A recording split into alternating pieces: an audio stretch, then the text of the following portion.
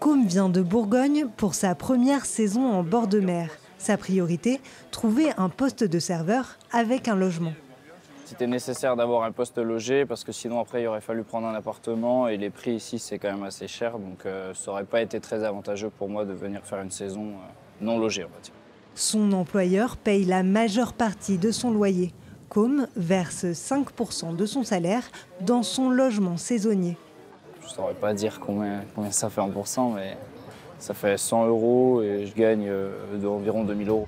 Au Grau-du-Roi, il faut compter en moyenne 1000 € la semaine pour un logement temporaire en été. Gérant de restaurant depuis 39 ans, Dominique a vu les loyers grimper en flèche. Avant, le gars qui avait une chambre en plus de son appartement ou de sa maison, il le louait comme ça à la saison. Maintenant, il préfère louer à Airbnb parce que c'est plus lucratif. Autre problème, les saisons sont de plus en plus longues. Elles peuvent durer d'avril à novembre. Difficile de trouver un propriétaire acceptant de louer pour 8 mois. Certains restaurateurs font le choix d'acheter des logements pour leurs saisonniers. C'est le cas de Thibault. Cette année, j'ai 29 employés et il y en a 11 qui sont logés. Donc c'est quand même, vous voyez, plus d'un tiers de personnes logées. Si je n'avais pas les logements, je vous avoue que ça serait compliqué. Ce sont 2 appartements distincts.